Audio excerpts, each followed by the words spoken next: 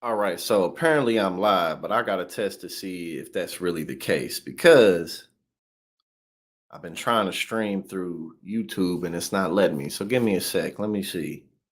I'm doing this through StreamYard right now. Go to my page. Oh, look at all these upcomings. Am I live? It appears so. Hold on, give me a sec. Give me a sec. I'm going to do this because YouTube tripping right now.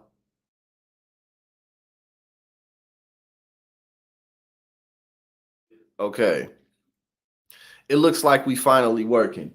Now YouTube was really tripping. I was trying to set up the stream from here, but it wouldn't let me. You know what I'm saying? So we back. We back. And y'all already know what time it is. I'm finna do a little smoke. We gonna talk a little bit of ish, you know what I'm saying? There's some pretty funny news stories. So y'all know. I had to go to StreamYard, man. Look at this. Hold up.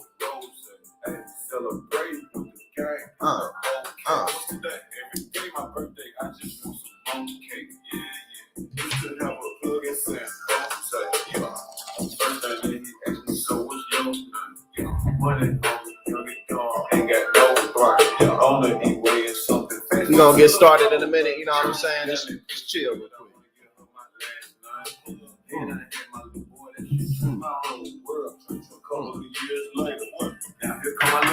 I don't work for myself no more. I work for them, respected y'all.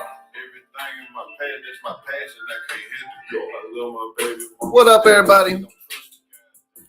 You know I'm gonna talk about Sam Bankman-Fried today. That motherfucker's been arrested, and he's trying to sneak his way out of it. Talking about his vegan diet and shit. I'm gonna talk about Saudi Arabia. I'm gonna talk about the fact that everybody broke. But first, I'm gonna take a hit of this, and then we gonna get started. Pull it right quick and straight in my ring. You know what I'm saying? Kind of big, you know. I don't play with these little niggas. I got kids at home. My bitch always get mad at me when I'm coming too low. One last hit, then we gonna get going. Juice. Shit.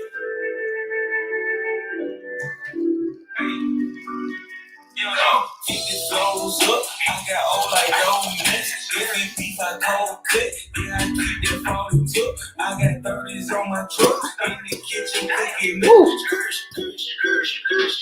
I just doubled up. The play. I serve some J. Do this every day. Still got the whip. All right. We're gonna get going now.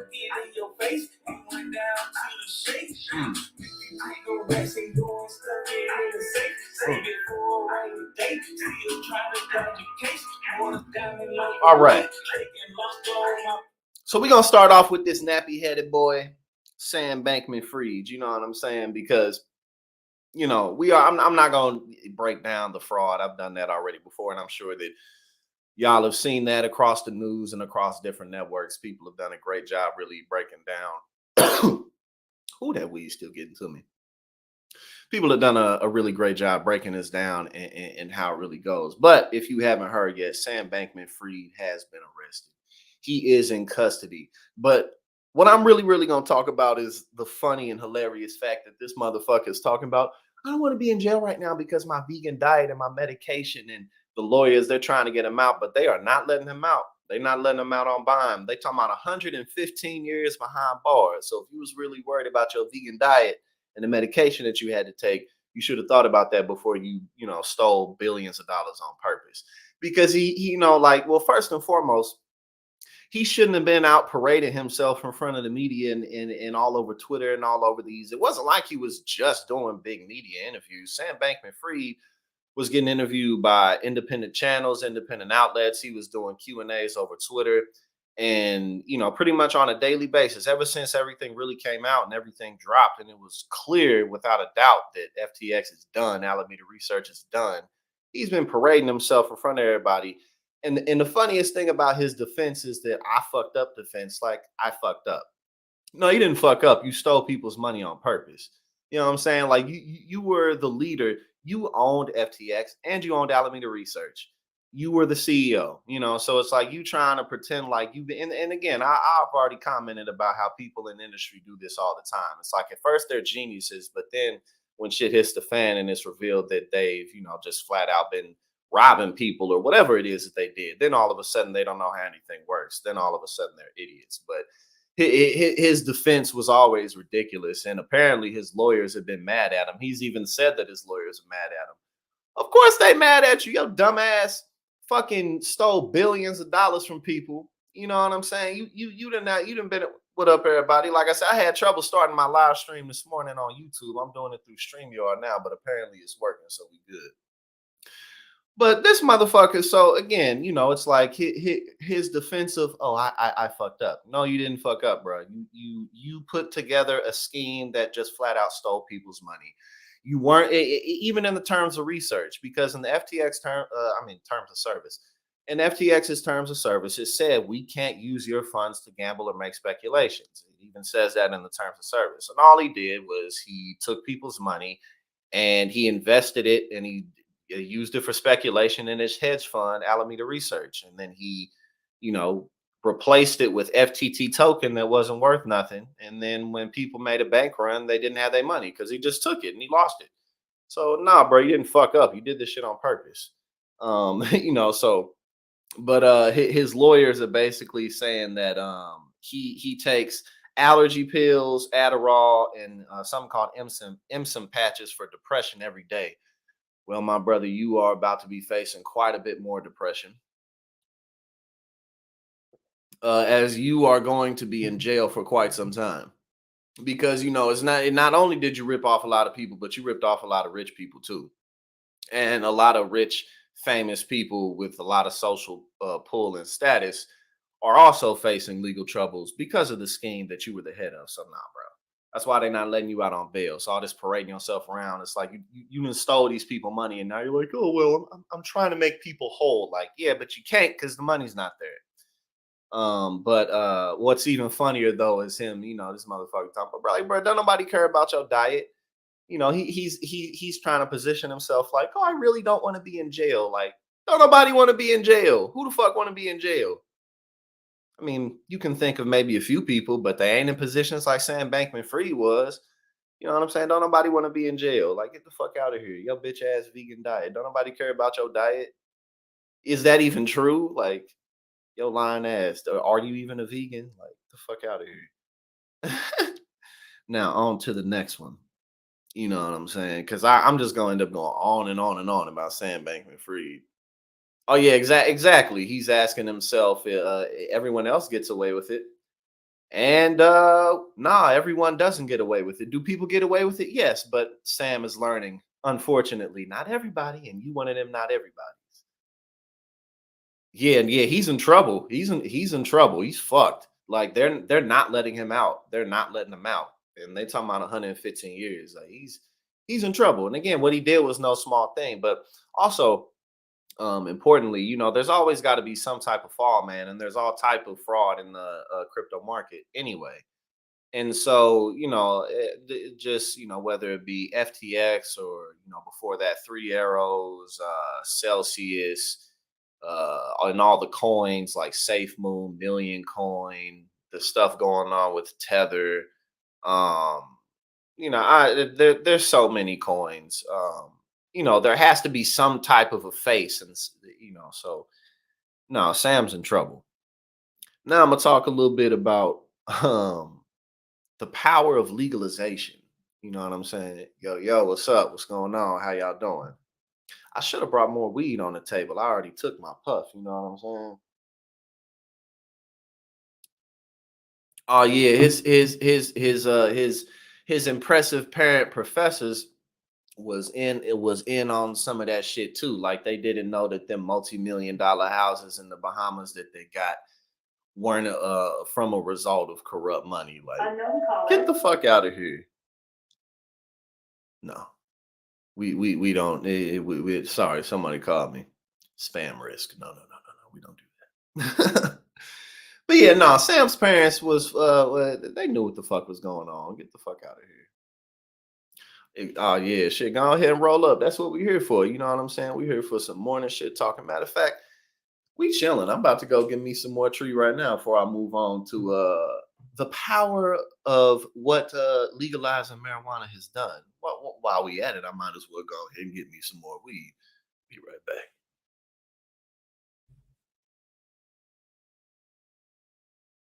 Oh, bam, we good. But yeah, nah, man. Sam's parents, they knew what the fuck was going on, man. Um, and the power of hindsight too. You know what I'm saying? The power of hindsight too, because all the people you got to think, not just the athletes or the people who just got endorsements from FTX. They collected a check or whatever, so you could have opinions on how much of them or how many of them may have known about it versus how many of them may have not known about it. But then you also have the insiders, all the people who were involved in the company who knew that the money wasn't there, all the people who knew what was going on. So it's not just Sam, but there's going to be a variety of people involved in this scam who are going to end up going to prison, without a doubt. But yeah, Sam, he's sitting up here talking about his fucking vegan diet, his talking about his fucking vegan diet. Well, I mean, shit. Well, you said you never do that to your son. Well, shit. Apparently, they don't share your sense of scruples and your sense of integrity. Because, like I said, they knew what the fuck they was doing. The motherfuckers knew what they was doing. They sitting up there in them rich ass houses, and this dude, he fucking playing World of Warcraft and whatever that League of Legends or whatever that game is. He's sitting up there playing these games in the middle of these multi-million. He's friends with the kid. Oh shit! I don't know who he friends with, but that motherfucker ain't got no friends now. I don't know who he was friends with, but he ain't got no friends no more. That's for sure. But yeah, he talking about his vegan diet, but his lying ass that might not even be true. You know what I'm saying? Because it ain't like he's some like stallion for fitness, which was kind of part of his image. I'm just kind of this you know, I'm just kind of this dimpy dork, like, and you can trust me, but really he's a conniving piece of shit. He gives nerds a bad name. Fuck that dude. You know what I'm saying? We can't have him in the nerd community no more. Fuck that. Cause the motherfucker ain't smart. I mean, I guess you can give him conniving intelligence, but he just a bitch. Sitting run around talking about some I fucked up guys. I'm really sorry. Like, because you know how easy it is to just lose $10 billion. Like, get the fuck out of here, bro. I ain't lost. I don't remember the last shit. I can barely remember the last time I lost $5 motherfucking. This nigga lost $8 billion. Talking like it's just something that you can accidentally fucking do. Motherfucker, I ain't lost. I got quarters in this fucking drawer, and I know exactly where they at. I ain't lost them quarters. Yo, bitch ass, we got you on fuck. We got a paper trail of your bitch ass taking everybody money. Now you talking about some, "Oh, I don't want to eat this. I don't want to eat this prison bologna." Well, my brother, you gonna be eating more types of prison bologna than that. You know what I'm saying? You gonna have all the prison bologna. He about to have he gonna have all the prison bologna. Talking about his fucking vegan diet and his depression medication. Talking about Adderall. Motherfucker, you know good and damn well his ass was taking more than that type of amphetamine. And I ain't sitting here downing, anybody who do Adderall or any other type of amphetamines. I'm a proponent for legalizing drugs. I'm just saying, like, he and they're like, oh, I'm gonna be depressed. Like, bro, everybody in prison depressed. Get the fuck out of here. You're gonna be missing out on all types of shit. Of course he knew. Exactly. They about to be clapping his fucking baloney up in there. They finna be clapping that baloney. he finna by the time. No, I was just about to say something about by the time he gets out of prison. But that ain't happening. he finna be in there forever. They talking about 115 years. Like, bro, why would they let you out? Why the fuck would they let you out? Because again, he fucked up. He was fucking with wealthy people money too. He ain't, and he got wealthy people in legal trouble. So ain't nobody finna fuck get you out of prison for what? Who you know? Don't nobody fuck with you. And you got to think too. That's one of the biggest issues with the crypto market is all the speculation. It's just again, just we know from so much lack of regulation. But um, FTX was started in 2019, 2019. It's almost 2023. Like you got to realize, like when you start companies and businesses and shit, like or anything, things grow slowly over time. In like a year, 2 years, these companies all of a sudden are like worth billions of dollars. Like, nah, man, that's some BS. You know what I mean? Like that's some bullshit. And that's why we're seeing these things collapse so much because it's just speculation. You know what I'm saying? The only coin that's maintained any type of real value is Bitcoin, but that shit falling and falling too, because it's inevitably connected to the rest of the market. So if they don't come in and do any type of real regulation, then that in and of itself is just gonna fuck. That's gonna end up being the end of Bitcoin. So if Bitcoin is gonna survive, then they need more regulation. Otherwise, because regardless, it's just some stock shit. You know what I'm saying? I'm about to take this hit, you feel me? And then we gonna get on to the next fucking story. You dig? Cause we didn't talk enough about Sam Bankman Fried for the day. For the day. You know what I'm saying?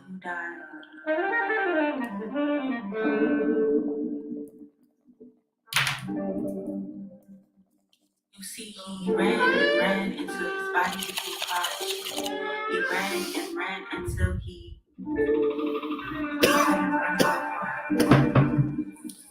finally ran to his father.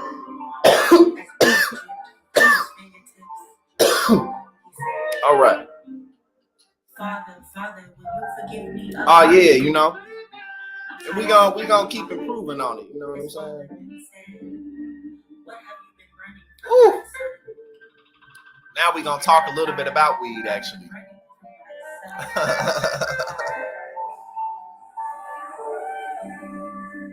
Okay, now. So as we know, you know what I'm saying. When sheesh, that hit got into my spirit. God damn. Ooh. But look, so as we know, when we legalize, or rather, when we put any type of substance or product on the black market. What up? Good morning. Good morning. What's happening? Appreciate you being here. But as we know, anytime we put, oh yeah, everybody's smoking. Everybody's smoking. Um, but again, as we seen with alcohol, any type of drugs, whether it be marijuana, cocaine, heroin, it doesn't matter. Food substances, anything that's put onto or rather that's made illegal, just gets shoved onto the black market. If it's something that people, really have any type of strong desire for, and we much of a lot of what the mafia, the Italian mafia, or just a lot.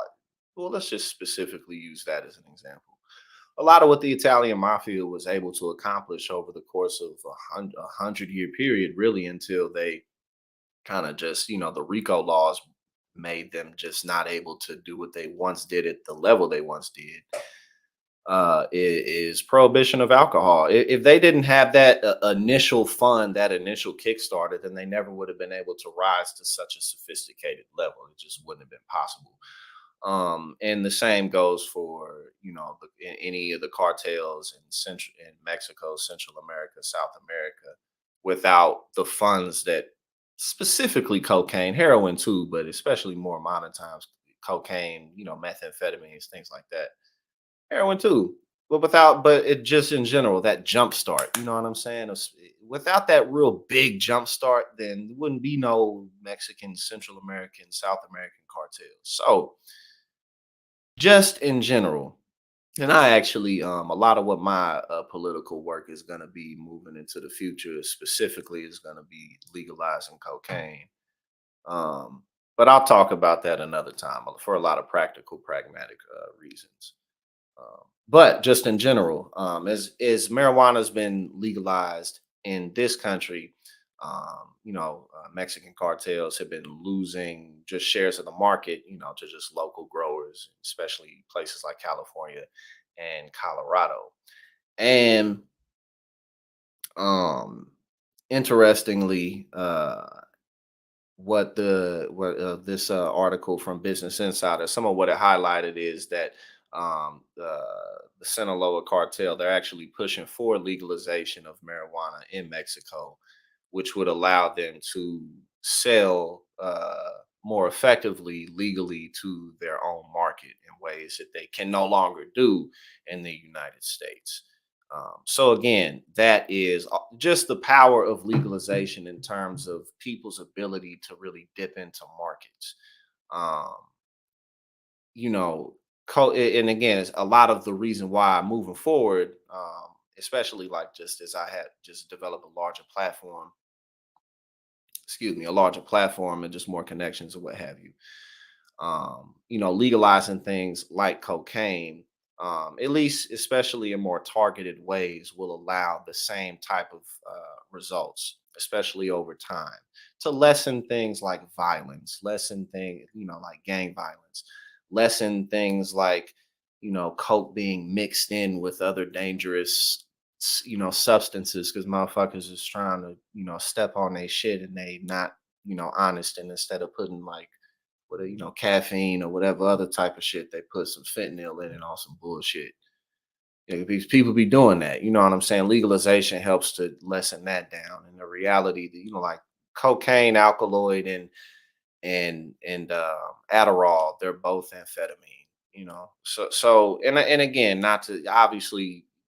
So I'm just, that's not what I'm here to talk about today. But just as an example of, there being practical, pragmatic reasons for you to just say, look, guys, we can do this better than we're doing. We have decades of data and real information to show that just making this shit illegal doesn't work in so many ways.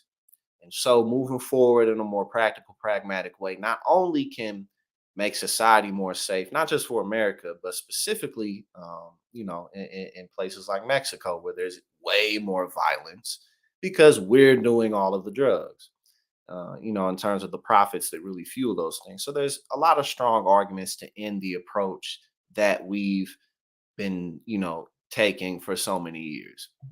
And the good thing for us is that, these old dinosaur motherfuckers is on their way out, and we have more opportunities to win elections and get in office. You know what I'm saying? So that's the good news. But I wanted to move on because I talk talk a lot about that, and again, just pragmatic approaches to our drug laws that we just really don't take. Um, Now, the last one is that some new data that shows half of young U.S. adults live at home with their parents, and obviously we know that it's because of the economy and what have you. But there's just some interesting side effects of it. So this is information from the U.S. Census Bureau that shows nearly half of young adults are living at home in the U.S. So let me go over a few data points. Um, so analysts um, from the U.S. Census Bureau estimate that 48% of young adults are living with parents in 2022. That peaked in 2020 from a lot from. I got my coffee too. You know what I'm saying? That's what we're here for. Um, but specifically, this article was talking more about as young adults, like 18 to 29, and a little older than that too, up to like 35, are spending less money on things like mortgages, or spending less things on money on like families, bringing kids into the world. Certain types of like luxury brands or luxury expenses.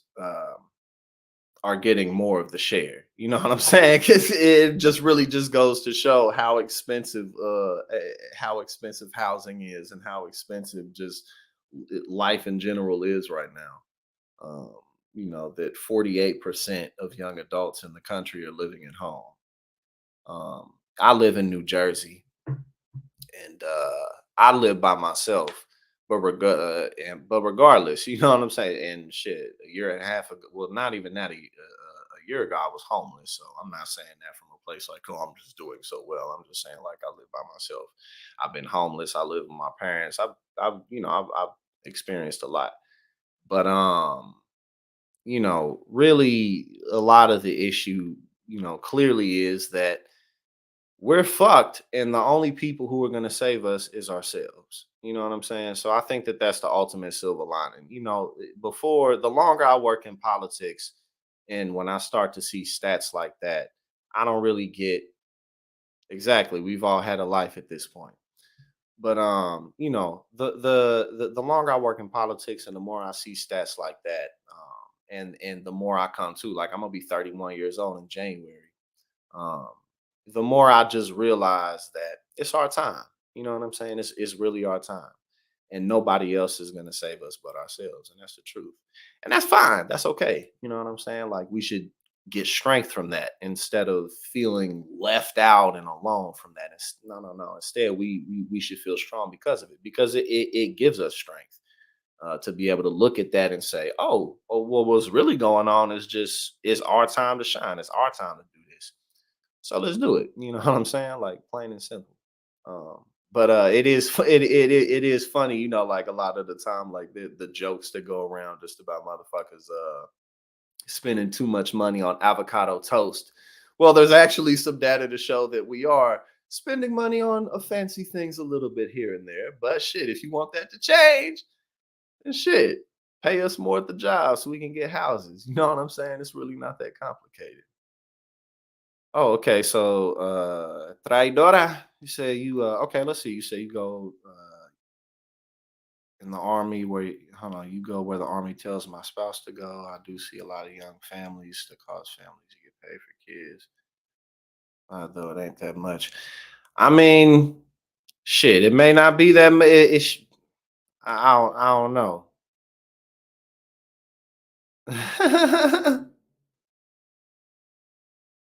Oh, okay. You say you don't have kids. I mean, well, shit, I don't have kids right now. I could, a lot of my friends have kids. I currently don't. Um, I don't have kids for a number of reasons. But a lot of things, there's a lot of things that contribute to people not having children. Not just the fact that larger portions of our monthly expenses goes towards living, but also for more broader macro reasons, is that there's not that much there's not as much of a need for people to just be popping out babies as there once was. There's 8 billion people now in the world officially. I'm pretty sure there's officially 8 billion people in the world now. We don't live in an agrarian society. Grocery stores are on every single corner. So again, just for broader macro reasons, there's a lot of pragmatic things going on why people aren't just popping out kids left and right. So that's an interesting conversation. Actually, I should do a broader podcast on that, because I'm doing these, like, I'm gonna keep doing like these morning sessions where I'm just kind of smoking, drinking coffee, and talking about like a few stories that I read. But um, at least once a week, I do podcasts where I kind of talk about more broader, interesting topics when I really dove in. So that'd be something interesting to talk about. As a matter of fact, I will talk about that. Tomorrow I'm doing a podcast. I'm gonna talk just. I'm not talking about that. I'm talking more about just New Year's, the concept of New Year's, just our concept of time and what it is and what it isn't, and just not to say like, ah, fuck New Year's or not fuck New Year's, just talking about time and how we view things, like have viewed things like a new year throughout civilization and stuff like that. So just some interesting shit. But I am gonna that will be a good episode to do. I am gonna talk more about just kind of like, well, why aren't people having kids as much? Because there's a lot of reasons for it. But I am hosting with Nina Turner later, and I got some phone calls and some meetings and some other stuff I got to do. So I appreciate everybody for joining me, and I will definitely be back tomorrow morning. Y'all have a good rest of the day. I had a good. I like this shit. I'm fucking with it. I like this morning things. But coming in the new year, starting in the new year, I'm gonna start bringing on guests regularly, all types of different people. So that'll be fun. And then as time goes on, especially when my lease is up, I'm gonna like start like getting really nice studios going on and things along those lines. So appreciate y'all for being here, and y'all have a good day.